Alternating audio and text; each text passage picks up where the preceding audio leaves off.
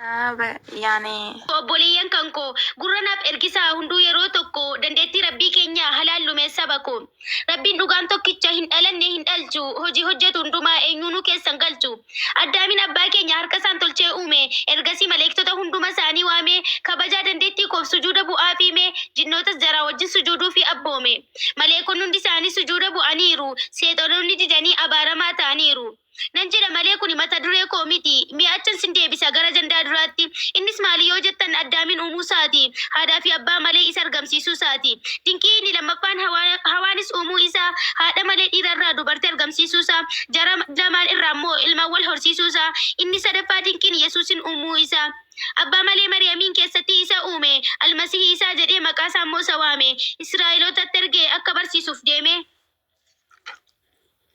Elaagaa asirratti waa ibsachuun barbaada. Haadhaaf abbaa malee dhalachuun raajii guddaa kan addaamii yaadadhaa abbaa namoota hundaa kan hawwaammoo keessattuu uumamuun darraa adda dhiira qofarraa argamuun takkaan jiru abada. Kanaafuu yaa saba koo Yesuus durbarraa argamuun waaqayyo isa taasise hawaammaaf ugguramuun sadarkaa giiftummaallee isheen maaf dhawwatamuun ilaa yaa dubartoota hawaaf sagalee taanu firii waan jechaa wal duuka hiriiraa baanu sodaa of keessaa gannee waaqummaa haa gaafannu maaliif hiriira baatu jedhamnee yoo gaafatamnu afaan tokkichaan nutis deebii kanaa deebisnu isin Yesuusin kana maalumaaf waaqessitu jennee yoo nu gaafannu abbaa malee dhalate jedhanii deebii laatu nutis akkas haa jennu hawaanis haadha malee dhiirarraa waan dhalatteef waaqummaa Yesuus irraa ishee maaltu hanqateef ulaagaa kan masiihii guuttee waa isheen argamteef waaqeffamuudha qabdi isheetti hin haafina nu erga gadi baanee gaaffii mirgaa gaafanna nu duraa turaa hunduu yoo diddan gudiifinna haadha keenya jalqabaaf nuti sagalee taana wabillaahi tawfiiq wassalaamu alaikum warahmatullaahi wabarakaatu. Gadu barakat obbo gudda dol deemi bo bakka yaadde gay Allah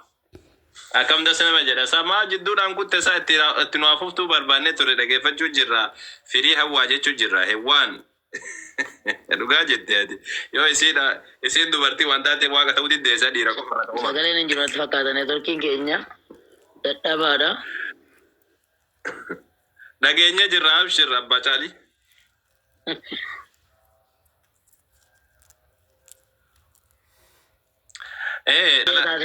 Yesuus waaqa ta'ee hawwaan akkamitti hafteen tun dubbii dhugaati laa. Isin illee dhiira qofarraa uumamtee rabbiin achirraa dhooseetiin baase. Yesuus ammoo akka namni dhalatu dhalatee erga waaqa ta'e hawwaan ammoo dhiira qofarraa uumamte cinaacha dhiirarraa uumamte waaqa ta'uun kana olitti jechuu siiti dhugaa kan keeti. Yoo dhaban sini galtee yoo dhabne walumaan dhabnaa taati dubbiin akkas. Yoo dhabne walumaan dhabna yoo arganne walumaan argannaa taati. Tokko nyaatee tokko maaliin ta'u jedhasaa qaallichi akkas dubbiin akkas taati wal galgalaafatu moo galgalaafatu san taatiidha yaa yookaan wal galaafatudha yookaan ammoo walumaa waaqa ta'u yookaan walumaa waaqummaa dhabuudha malee isiin ta dhiira qofarraa uumamte waaqummaa dhabdee Yesuus ammoo waaqummaa argachuu jechuun maal jechuudha sa dhugaadha waa baga gaafatte waan gaarii gaafatte.